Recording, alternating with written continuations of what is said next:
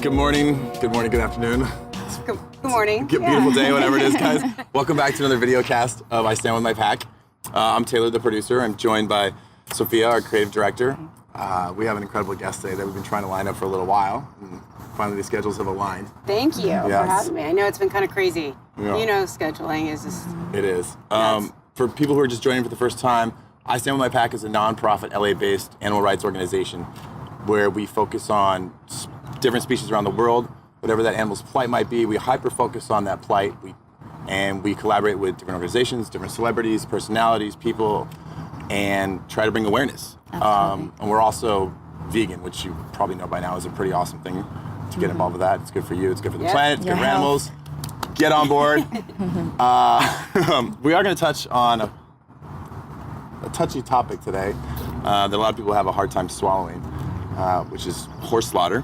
Before we jump into that, my name is Sophia Capri. I pretty much use multiple forms of art to shine light on animal rights. And yeah, that's what we're here for. We have a beautiful woman here today, Bonnie Jill, and she's here to speak with us about how slaughtering the SAFE Act and Wild Horse and Burros Act today. So Bonnie is, she's the first NBA scout. Female scout, excuse me, obviously. You're like, wait a second, are we 1961?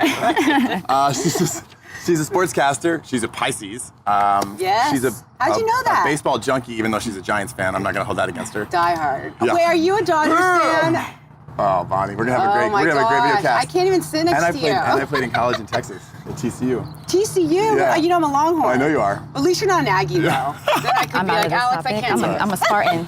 Nice, but that's okay. Okay. And I'm going to let you sort of jump in and tell us more about you for people that are watching.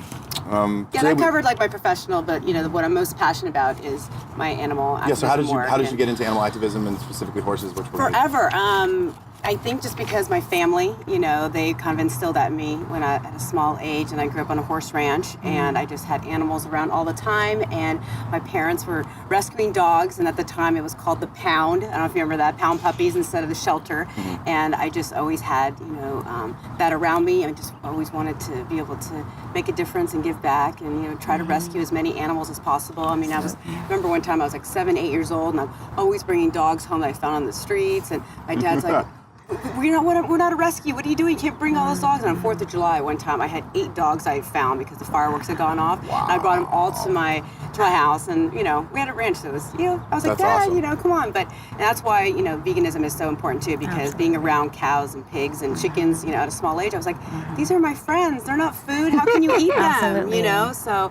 I think people need to like get that connection, because so many people say, oh, dogs and cats, well, that's the same as a pig or a cow or a turkey or a chicken. You just maybe haven't been around them, so you don't see that they have personality, that they want to live, that they're not food. And I think that's the biggest thing now. I think people are starting to educate themselves and go to a farm sanctuary or go to, you know, people's places that have farm animals and go, wow, I don't want to eat these animals. They're just like my dog or cat. So I think with what you guys are doing, and you know, so many different organizations are really letting people know, you know, to go vegan. And you know, for me, I know people say, "Oh, is it for health?" I'm like, "No, it's for the animals." But it's a healthy lifestyle as well. People do say veganism is extreme. I went vegan about 3 years ago because I was actually really sick in school. I'm running track at Michigan State. I was at my really lowest performance. Right. So when I met my king, actually, that's when I shifted because of the knowledge that I obtained. And he ate so different, and I was so open to it. If you don't mind me asking, how long have you been vegan for? Are you always vegan? I was vegetarian for almost, since I was 15, 16 years old, and then vegan the past like 10 years. Wow. Yeah. Kudos to that. It's a mission, you know. We're trying to get people there, and I know it takes a lot, you know. Oh, yeah, I'm still struggling with the veganism thing when I see manchego cheese or cooking. Right. But there's so many great alternative options now. Absolutely. I mean, like from Whole Foods to Trader Joe's to you name it. And you know, we're so blessed in LA that we have so many resturants we can go to. And you know, a lot of it just cooking at home. You know, absolutely, kind of spicing it up and try to preach to the choir here. And pass it forward to like different people and let people know. You know. So it's funny you talk about like animals and equating animals to food versus pets, right? Because unless we're taught that or educated that, we don't necessarily see that, especially with cows or chickens. And horses are unique because we actually met at an event that we do called Unity for Horses to raise awareness for horses, the American Mustang specifically. And you were there and you were a speaker. It was incredible to have you. But we talked about how horses, American Mustangs, are being slaughtered. They're being auctioned off. They're being sold. They're also being consumed for meat. And horse meat is really toxic because of all the chemicals that people put in there. Right. And so we're going to kind of get into a little bit of that today. And let's see that. Anyway. Yeah, it's horrific. That it is even going on. Still, and that I've kind of been working on this bill, the Safe Act, since 2010. And can you tell? Right, and so I go to Capitol Hill, and we talk to senators and congressmen, have hearings, and we've been pushing this bill. And I've been working with Chris Hyde, who's a lobbyist, the main animal lobbyist there, who started the Safe Act. And so we've been working so hard, and gosh, you would think it kind of just makes sense, right? Absolutely. But on Capitol Hill, when it comes to politicians and it's not. So That's what makes things that are common sense are not common sense. So I mean, what do we do as a people to get this passed? Oh, gosh, it's petitions. that ongoing. Just you have to have that resilience of just keeping the letters and the calls going, and they really do listen to their constituents. So if you go and kind of do a petition, I'm not saying that petitions aren't good, but for this bill particularly, it's not going to help. We've got to make sure that everyone contacts their legislator and just hits it Chris hard. Hyde? Yes. So we'll put a bump on the screen for people so they can contact. And he's the animal lobbyist. I think it's animal_lobbyist. Is that what it is? Yep. Alex, am I right? Okay. For Instagram and Twitter and Facebook, and he's really good on the updates. But when we're there, things that don't that should be common sense are not, and so that's why they need to hear from their constituents. They always say, if we hear from our people that they don't want horse slaughter, then we will think about voting for it. But a lot of times they've got so many people there with money that are for the horse slaughter, and money talks. And people are so ignorant to it. First of all, in America, people don't even know this is happening for the most part. They're like, what's the BLM? They don't even know what the Bureau of Land Management is. They don't understand grazing rights, and so. And when I show them videos, the way that these horses are slaughtered, I don't want to get into too much detail, but it's probably one of the worst things you've ever seen. Well, it goes with the territory with the video cast. It's not, we're not G-rated necessarily. Right. So. It'd be great to show some, is because horses are flight animals. So when they're tossing their heads, they're hitting their heads, and the way that they kill them, a lot of them are still they're not dead. Yeah. They let them completely are tortured, and it's for human consumption, which a lot of people don't eat them here in the States, but they eat them all over the world, and it's considered a delicacy, and. That's how is meat filled with like hormones and steroids and all sorts of antibiotics a delicacy? And that's what we do too, because if you try to hit the Congress with these animals and try to talk about the animal part, a lot of them go because they don't care. So we really try to tell them, first of all, for taxpayers, it's so expensive to slaughter these animals. Second off, it's not healthy for human consumption, because these horses, majority of them come from, whether it's horse racing, wherever it comes from, they have so much, they've been taking all these different, hormones and different, stuff that's not. It's cancers. You know what I'm saying? It's not healthy. I know you hear these stories. So we try to tell them it's not healthy to consume, even though we wanted to say, look at it. It's just a bad, it's a horrific thing to be doing to these animals, especially when we have the resources to put them in different ranches. And we have probably 400, 500 rescues, sanctuaries that can take these horses on, and they don't want to listen. Or when it comes to the wild horses, we've tried to tell them about fertility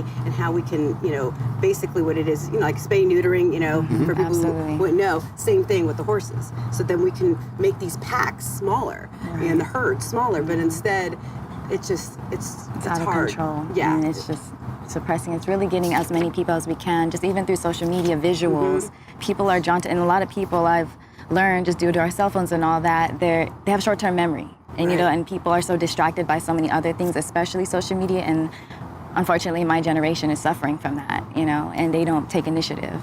So I feel like it's really attacking them through visuals, I'd say, and just graphics, really, You're so right on about that. And a lot of people, everyone appreciates when people repost and so forth, but you really got to act. You got to get on the phone. You've got to email. You got to write letters. It's funny. One of the senators told me, he's like, do you know that when people hand write a letter, I will read the whole thing and I'll look at it, because it's, a lot of these congressmen and senators are, they're kind of the older generation, so they appreciate a handwritten letter, and they say that goes a long way. I'm not telling everyone that they got to write a letter, but I'm just saying. And keep it short too, by the way. Right, exactly. Yeah. But just saying, hey, I'm a horse lover. Whatever you want to say, just to let them know.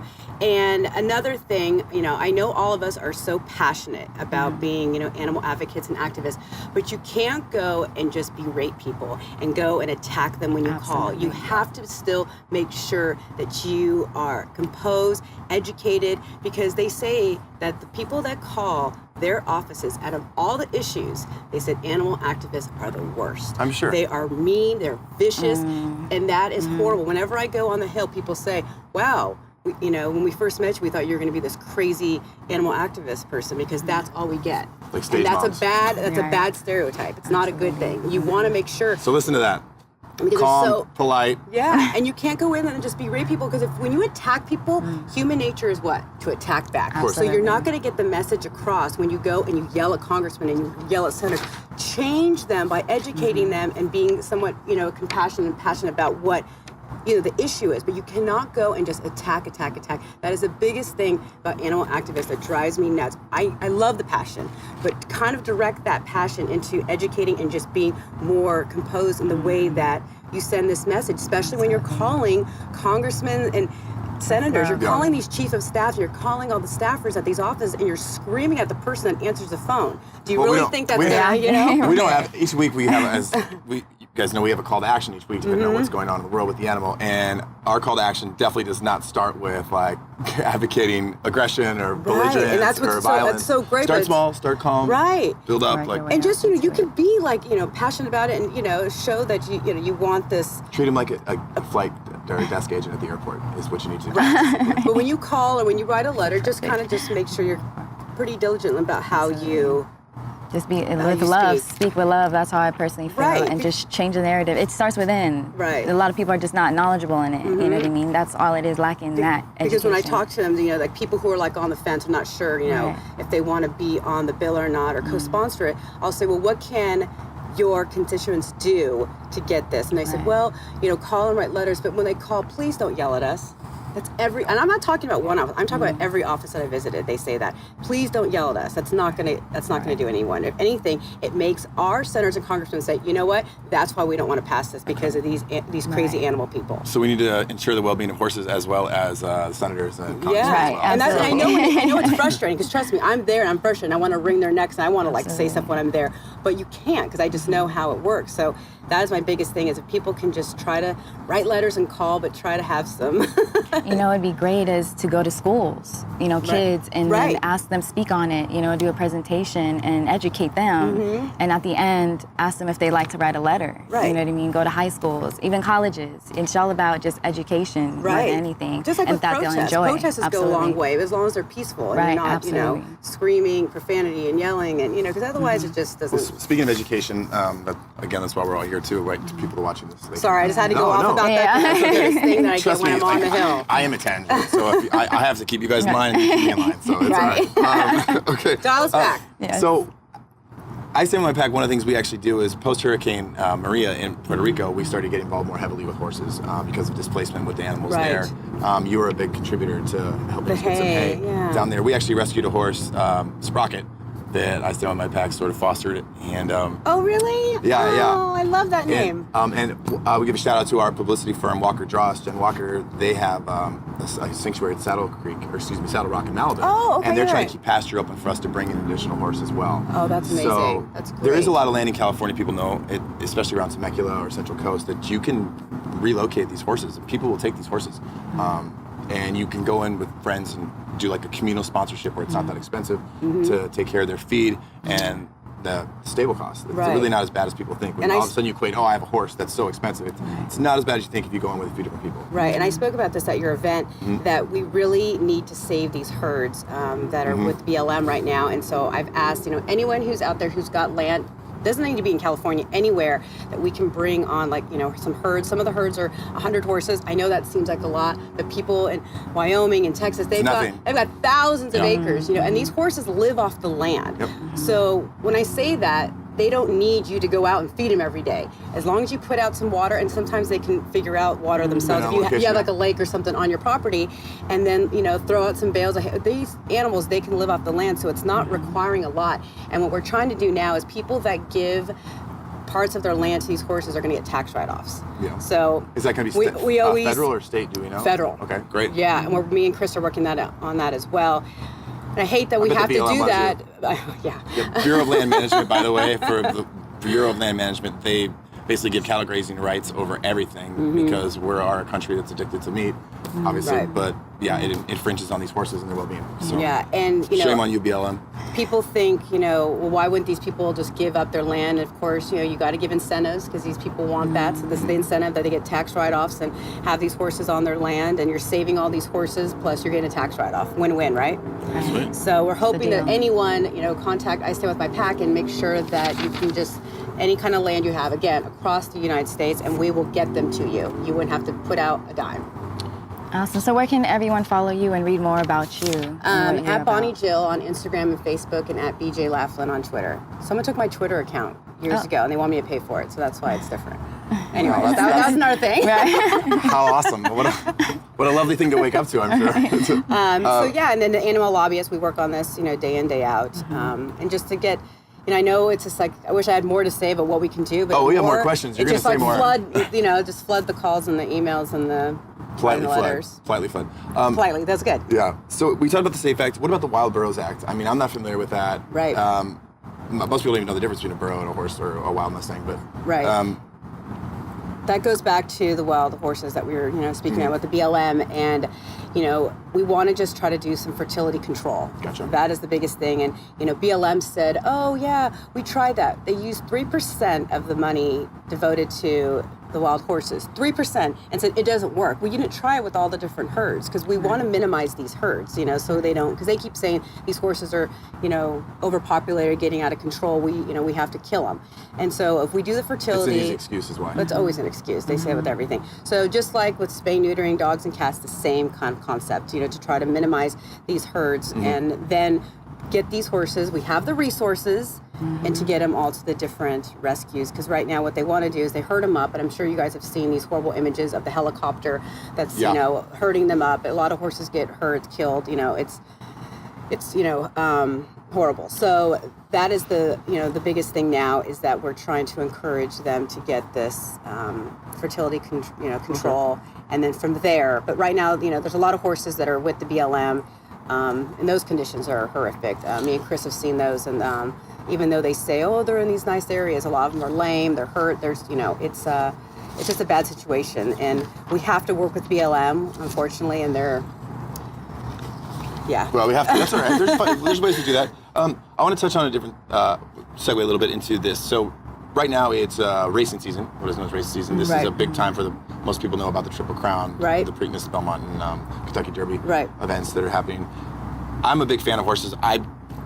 Horses that race thoroughbreds are treated very well during their time as horses, obviously. Yes, they have better lives than you can imagine until their career is over. Post-career. And I was even at a track recently, and it's hard because, I grew up around that with my grandfather, and I love it, and you see the dichotomy of how they're treated. I want to know your opinion. I have a lot to say about it as well. My father and my grandparents, they've owned racehorses, since before I was even born. So I kind of grew up into it in the backstretch, and I think it's hard because when I'm in it, it's like our horses are treated like royalty, better than and these horses, you see them on the ranges and you'll see them, they want to run. That is enough. All they want to do is run, and what happens now is that there's so many bad trainers, who give them milkshakes. Milkshakes are basically steroids, for horses, and they want to do whatever it is to win, and there's always bad seeds, is what I'm trying to say, in every. Not everybody can be a Bob Baffert or who has, right, and Bob's amazing, first. Exactly, they care, and there's a lot of jockeys that I'm friends with.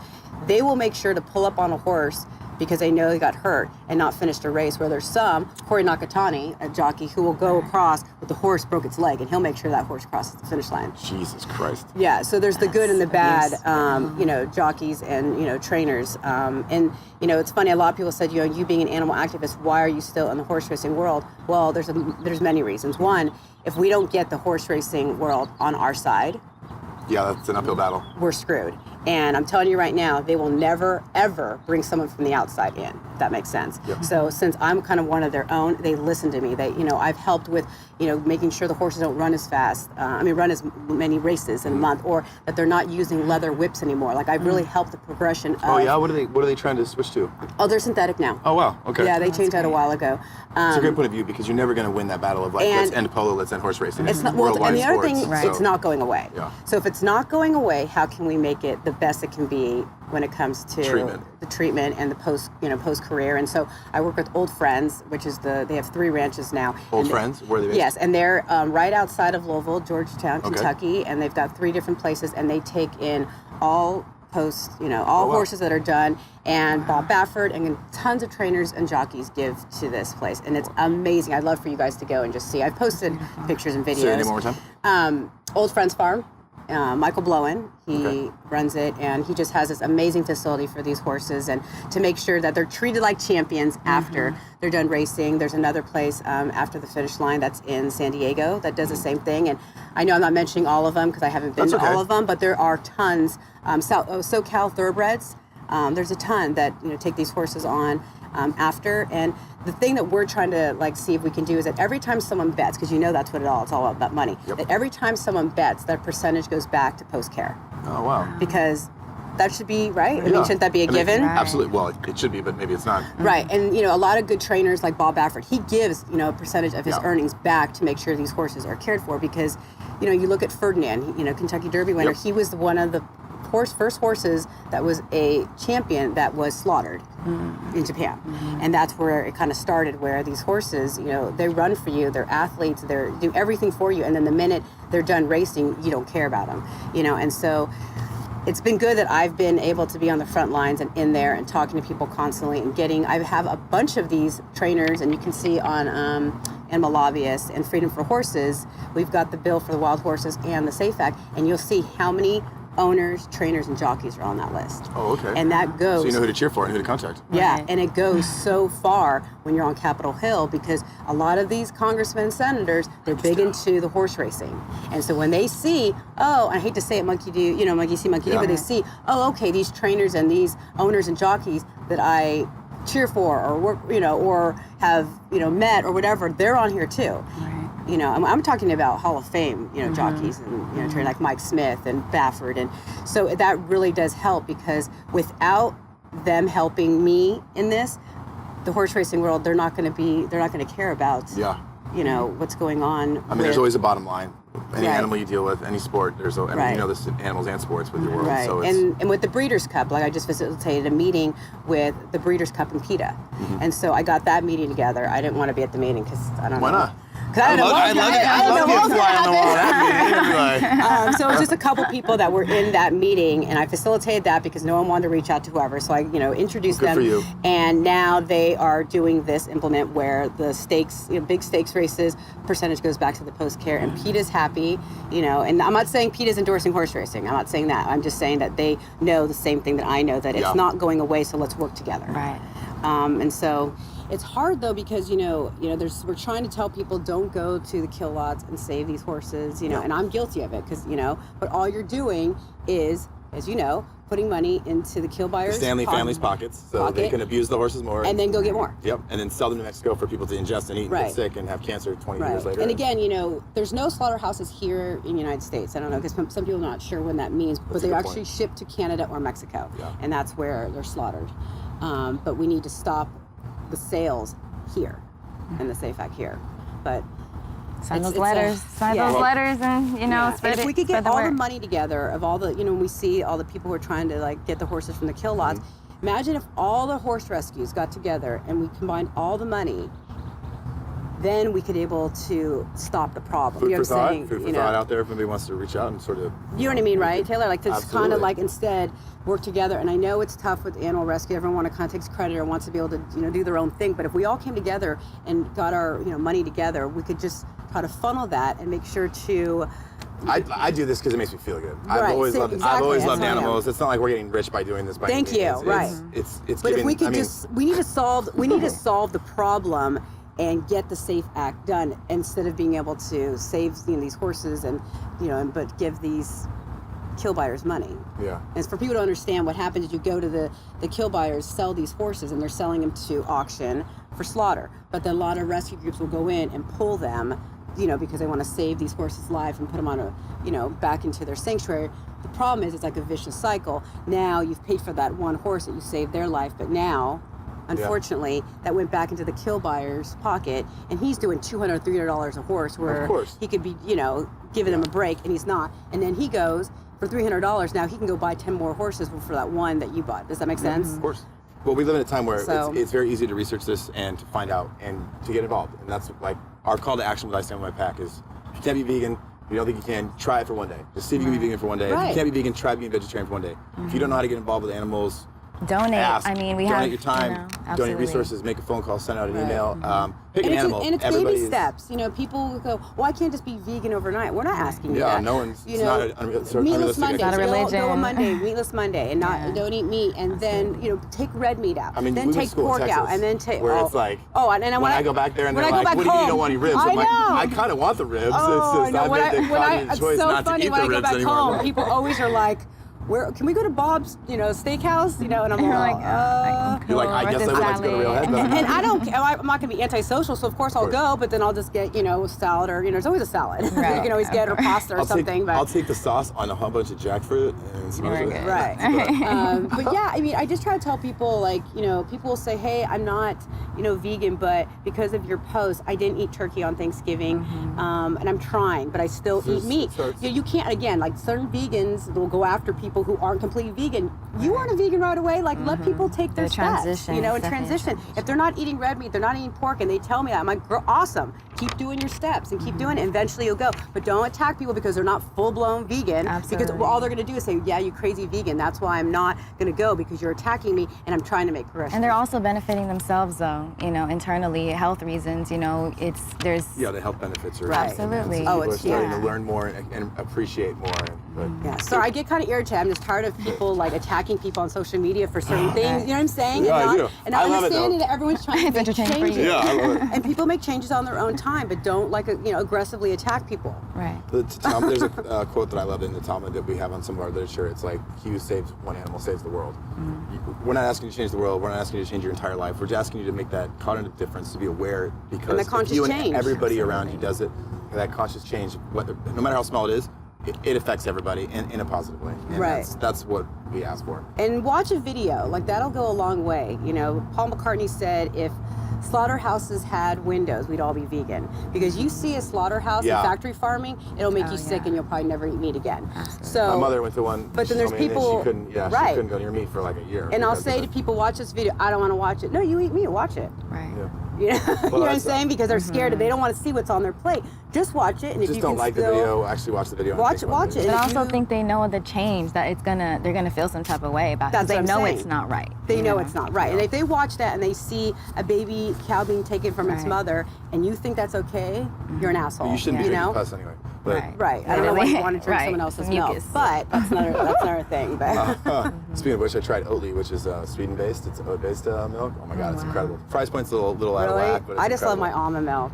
Yeah, but then and I know it's bad for the almonds. I know. That's why Oatly. Well, it's awful. I drink hemp milk. It takes so much water to produce almond farms. It's it's second most damaging to California besides farming. I know, and that's what I know. Whole different topic. I know, it's so bad, and I drink almond milk. Bonnie, I'm glad we were able to finally get you on here. I know, it's good. Yeah. And I get kind of riled up when I talk about certain things. No, that's what it takes, though. You know. So we have a gift for you. I was gonna wear mine today, but I'd be schwitzing a little bit because it's hot up here on the roof. I'm sweating too. I know, it's hard getting toasty. It's our Unity for horses. I love it. That is awesome. Because that is your animal. That's your plight. That's the animal you've given a voice to. I love this so much. So choose an animal and give it a voice, whether that's a cow, whether that's a pig, whether that's the whales, a bird, whether it's a whale, whatever it might be. The bees. Yeah, the bees. Yeah. Sophia, it was great to have you on with us today. Thank you. Thank you, Bonnie Jill. You're amazing. Thank you for what you're doing. It's very inspiring. And thank you for everyone who's watching. And you can see her links on I Stand Up to My Pack, our website, iswmp.org or istandwithmypack.org, our social media, on Twitter, on Instagram. You can reach out to us, info@iswmp.org or Taylor. And if you have any questions, if you want to just chat or get in touch with her, and do something, even if it's small. Volunteer, donate, whatever you can do. You know, make a difference. I think we're put on this world to make a difference and pay it forward. Absolutely. Otherwise, why are you here? Absolutely. Thank you. Thank you. Thank you so much. Thank you.